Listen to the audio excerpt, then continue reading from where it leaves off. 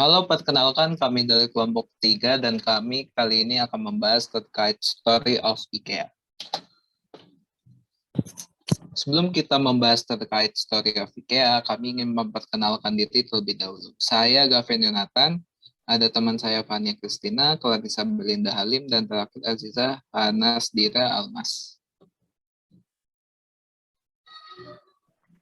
Untuk bagian pertama, produk cycle of IKEA-nya, di bagian intronya itu didirikan pada tahun 1943 oleh Ingvar Kamprad saat ia berusia 17 tahun di Swedia.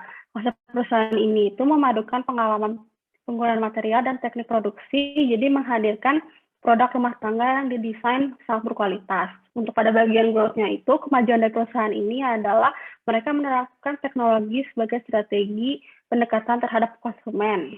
Contohnya seperti katalog produk yang ada di IKEA secara online. Dengan hal tersebut, memudahkan para konsumen untuk mencari kode dari katalog produk. Selanjutnya ada maturity. IKEA mengalami pertumbuhan yang cepat di pasaran. Strategi modelnya yang simpel, lalu kualitasnya yang sudah terjamin membuat IKEA dapat bertahan di pasaran.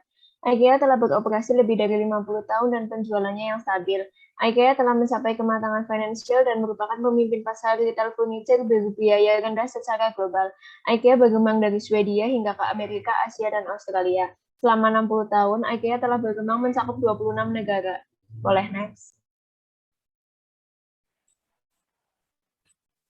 Berikut merupakan alasan IKEA mengalami keberhasilan. Yang pertama itu, memberikan produk bongkar pasang pada saat pengiriman, sehingga meminimalisir volume dalam pengiriman dan harga pengiriman lebih murah.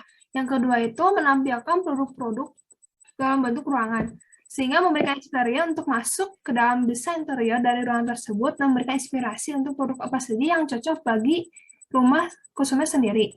Lalu yang ketiga itu bangunan yang dibentuk labirin, sehingga memaksa konsumen tersebut itu melihat barang furniture yang tersedia saat tidak langsung memberikan impuls membeli barang yang bukan kebutuhannya. Lalu yang keempat itu, saya menjual furniture terhadap food court yang menyediakan jenis makanan maupun minuman, dengan alasan untuk menarik perhatian pelanggan tersebut. Lalu yang terakhir itu menyediakan aplikasi di mana aplikasi tersebut itu untuk penjualan secara online, sehingga konsumen itu dapat membeli secara online yang memberikan kemudahan dan memberikan penghematan waktu. Boleh next. Untuk five discovery skills-nya, terdapat questioning, observing, networking, experimenting, dan associating. Untuk bagian questioning-nya, pertama itu faktor apa saja yang membuat harga furniture menjadi lebih mahal. Kemudian, bagaimana cara meningkatkan konsumerisme pelanggan terhadap produk furniture. Dan yang terakhir, bagaimana cara membuat ketertarikan pelanggan meningkat saat melihat display produk furniture.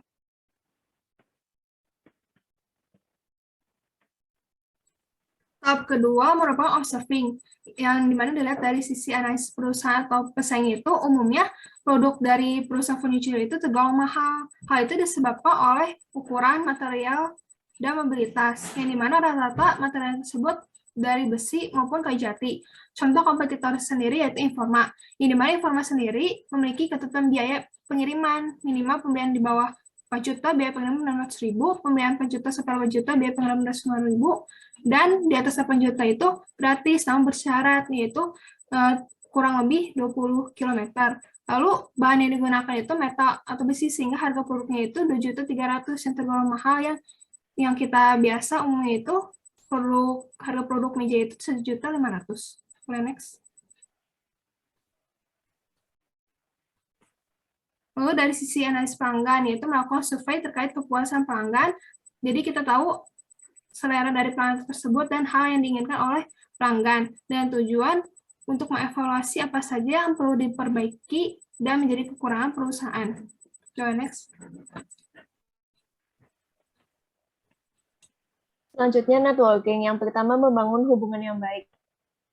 IKEA mengeluarkan kode etik yang dinamakan IY. Pemasok akan bertanggung jawab untuk mengkomunikasikan IY ke pemasok.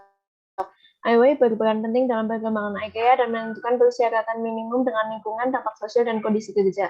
Yang kedua, ada bekerja sama dengan pengusaha sosial, menggunakan bisnis sebagai cara untuk menghubungkan perubahan sosial. Perubahan sosial yang bermitra dengan IKEA mempekerjakan pengrajin lokal, bekerja sama dengan pengusaha Sosial mampu memberikan inspirasi dan akses kepada pengrajin.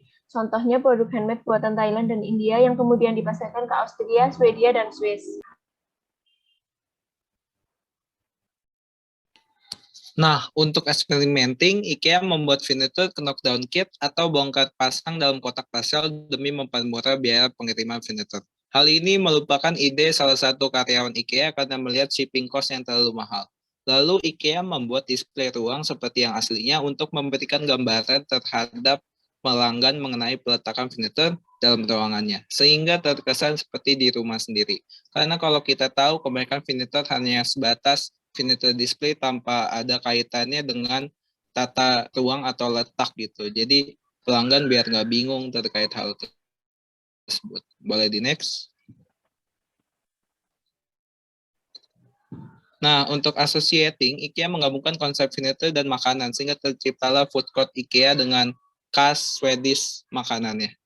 Hal ini bermaksud untuk tempat istirahat untuk pelanggan setelah lelah berkelilingi IKEA. Lalu IKEA menggabungkan konsep menjual produk furniture dan memberikan tempat rekreasi bagi anak karena kebanyakan pelanggan IKEA merupakan keluarga sehingga lebih baik untuk menitipkan anaknya di playground dan orang tua bisa berkeliling sambil melihat furniture apa yang cocok untuk di ruangan rumahnya. Next. Inovasi IKEA di masa yang akan datang. Yang pertama, menyediakan penyewaan skuter sebagai media transportasi jarak dekat. Karena lokasi IKEA yang sangat luas, inovasi yang bisa dilakukan penyewaan skuter ini membuat pengunjung yang ingin berkeliling IKEA tidak merasa lelah.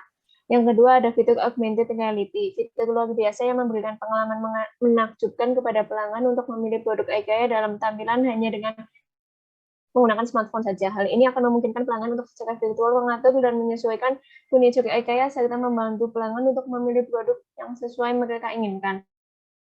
Yang ketiga, ada menciptakan lingkungan berkelanjutan. Upaya yang dilakukan antara lain menggunakan material ramah lingkungan, pengelolaan limbah makanan yang konsisten, dan layanan operasional IKEA menggunakan teknologi hemat energi dan recycle water. Boleh next.